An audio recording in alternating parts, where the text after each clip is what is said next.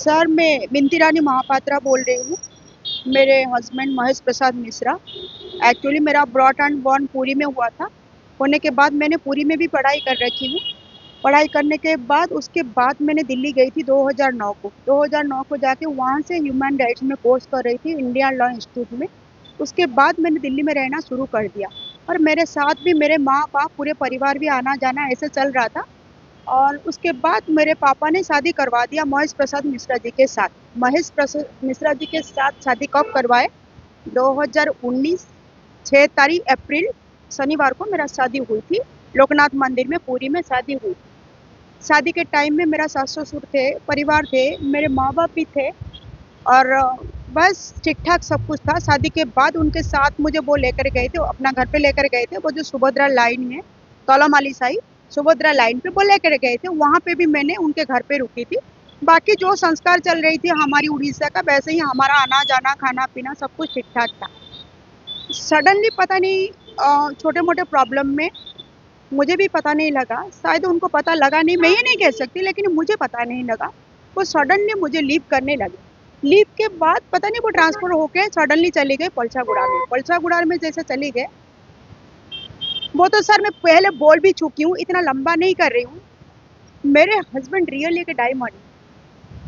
मेरे घर में 50 प्रकार के रिश्ता आ रहा था। मैंने महेश प्रसाद जी को चुना था क्योंकि मुझे वो बहुत अच्छा लगे थे। ऐसा नहीं, वो भी उनको मैंने अच्छा लगी थी। ऐसा नहीं, एक दूसरे को अच्छा नहीं लगेंगे तो शादी कैसे हो जाएगी।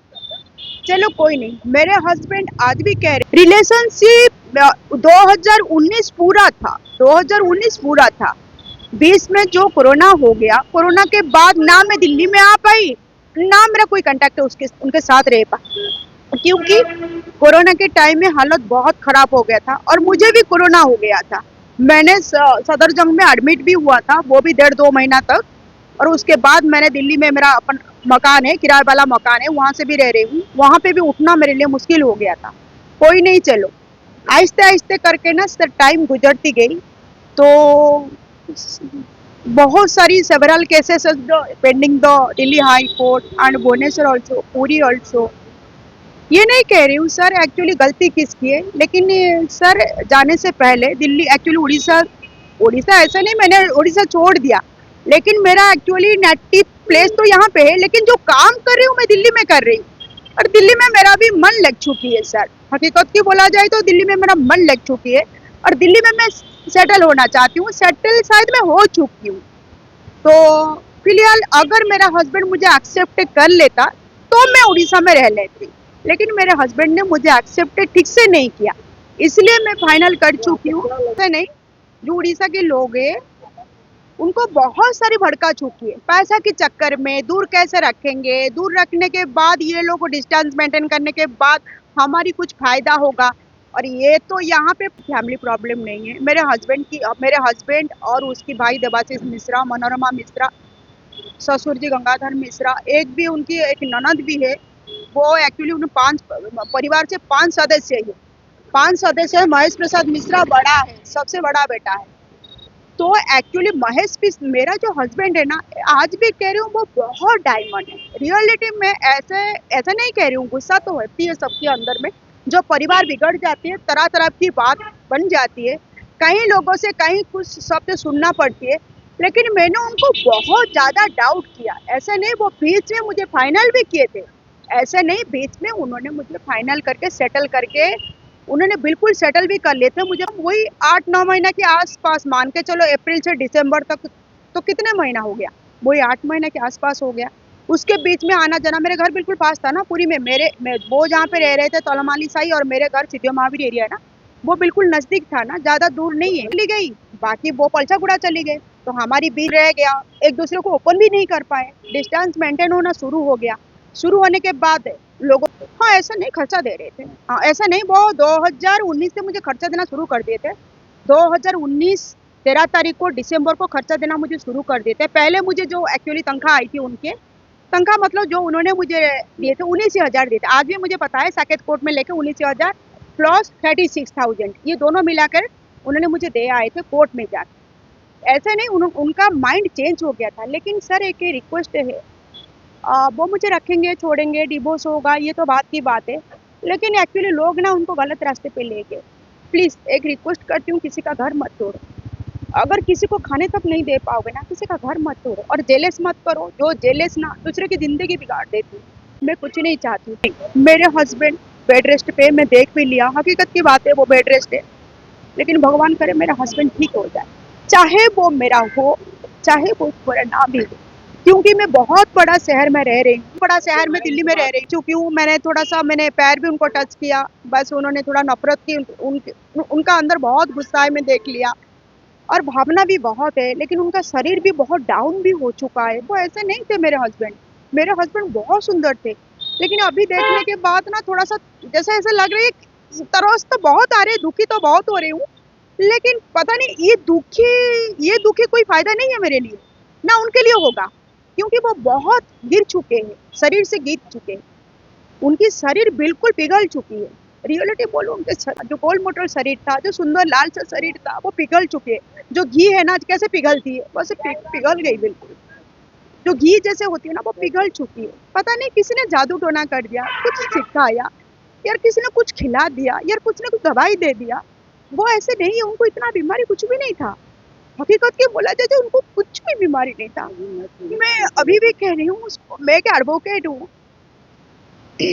कोई नहीं चाहेगा उसको हस्बैंड को छोड़ने के लिए। क्यों चाहेगा उसको हस्बैंड को छोड़ने के लिए? ऐसे नहीं, मैं उनके बहुत प्रार्थना भी करूंगी, पहले वो रिकवरी हो जाए। और सारे लोग मुझे एक ही चीज कह रहे हैं, तुम्हारी हस्बैंड डेथ हो जाएगी, ऐसे मत सब कह रहे हैं। मैं जहाँ भी जाती हूँ, पुलिस स्टेशन, कोर्ट, मेरे फ्रेंड सर्कल में सारे मुझे कह रहे हैं ये ऐसे मत बोलिए, सबको आप भी बोल दीजिए वो ऐसे मत बोलिए, क्योंकि इंसान तो एक बार डेथ होगा ही होगा। तो आप लोग कौन होती है ऐसे कहने के लिए? मुझे क्या पता नहीं लग रही है, मेरे आंखों क्या देख नहीं रही है? ऐसे नहीं, मेरे हस्बैंड ठीक हो जाए, अगर उनकी मन और कहीं पे करती है ना शादी करने के लिए, वो कर ले। मैं उनसे दूर चली जा सकती हूँ, लेकिन ये हालत में नहीं देख सकती, क्योंकि कल को कुछ हो गया ना, भगवान भी मुझे माफ नहीं करेगा। और ये लोग भी उनको भड़का रही है। मेरी उनसे निवेदन है, उनकी बातों पे वो बच जाइए। मैं उनकी कोई दुश्मनी नहीं हूँ, मैं उनकी कोई दुश्मनी नहीं हूँ, मैं काहे को दुश्मनी बनूंगी? आप जो सोच रहे हैं मैं पैसा के लिए आपको प्यार करती हूँ, कभी भी नहीं।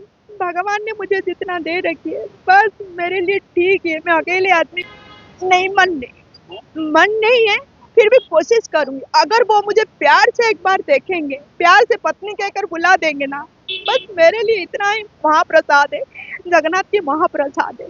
बस और कुछ नहीं चाहिए। वो रखे ना रखे अलग की चीज है, वो मैं नहीं कह रही हूँ, वो रखता साथ रहने से बड़ी बात नहीं है।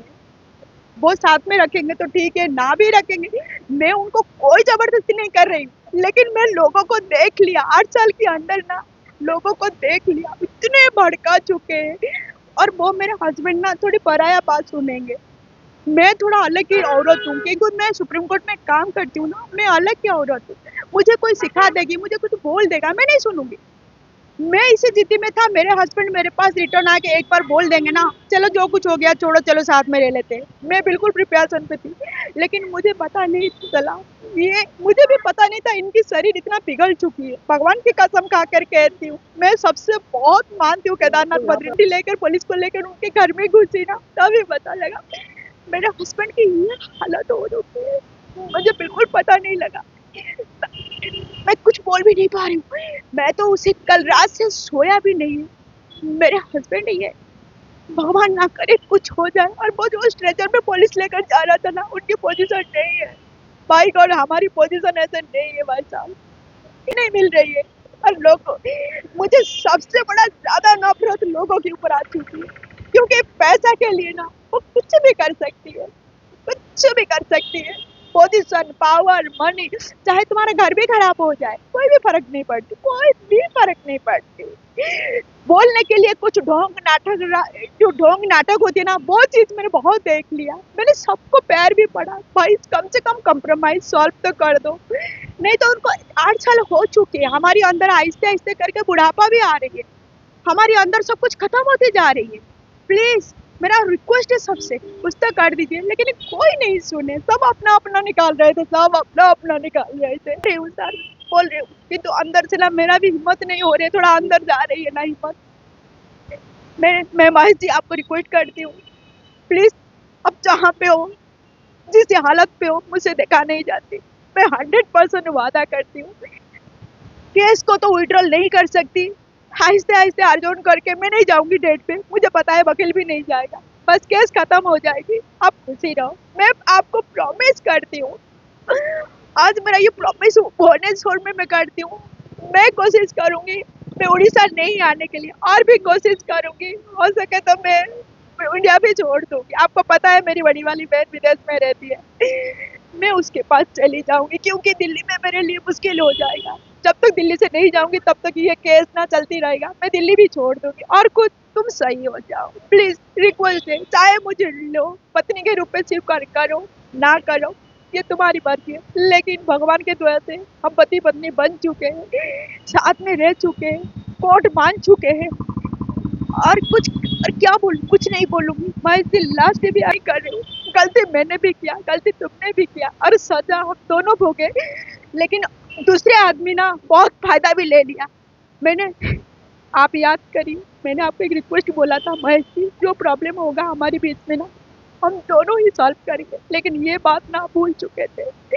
महेश जी, मैंने बहुत बार आ चुकी हूँ आपके पास कॉम्प्रोमाइज करने के लिए, मुझे उड़ीसा से आने के लिए कोई मतलब ही नहीं बनती है, मेरे दिल्ली से उड़ीसा आने के लिए कोई मतलब ही नहीं बन रही है, क्योंकि जानते हो फ्लाइट में ना हर महीने मेरा दुनिया भर की पैसा जा रहा था। फ्लाइट में मैं आपको बोल भी नहीं पा रही हूँ, मुझे जो पीड़ा जो तकलीफ हो रही ना, मुझे ये आगे से चेतावनी है, बस और कुछ नहीं, क्या बोलूं, आप सुखी रहो, बस सुखी रहो, मैं नहीं चाहती, मैंने बहुत ट्राई किया था आपको, मैंने आपको बहुत ट्राई किया था हम दोनों साथ में रहने के लिए, लेकिन आपने सुने नहीं, आपने मुझे पहचान भी नहीं पाई। ठीक है कोई नहीं, आपको जैसा अच्छा लग रहा है वैसे करिए, लेकिन प्लीज किसी के बातों पे मत जाइए। वकील, गुंडागर्दी, पुलिस, किसको पैसा देना, किसके साथ जुड़ के रह के गंदा चीज सीखना, किसी को गंदा बोलना, ये किसी से भी रिसीव मत करो, क्योंकि दुनिया सिर्फ पैसा की मतलब है, आप नहीं जानते। ये चीज मैं सुप्रीम कोर्ट में काम कर रही हूँ, 20 साल हो गया मुझे 20 साल हो गया, मैंने लोगों को परखने में गलती नहीं करूंगी, मैं आपको गलती करूंगी, आप जैसे इंसान इसी धरित्री में नहीं मिलेगा। गुस्सा उतार दीजिए प्लीज, गुस्सा उतार दीजिए, इगोनेस फेंक दीजिए, बस ठीक हो जाएगी। लेकिन जब मैंने शनिवार को यहाँ पे आई ना महेश जी वारंटी लेके, मैं जब आपकी हालत देख लिया ना, मेरे से ना बर्दाश्त नहीं हुआ महेश जी, आप नहीं जानते मैं अंदर से टूट चुकी हूँ आपकी हालत देख के, क्योंकि मैं ना अलग की औरत हूँ, लेकिन मेरे अंदर औरत अंदर की जो भावना है ना वो खत्म हो गया है तुम्हारे लिए, बहुत दया आ चुकी है, सॉरी मासी, और कुछ कहना चाहे नहीं सकती। ठीक है चलिए, जय श्री कृष्णा, जय श्री कृष्णा, जय श्री कृष्णा।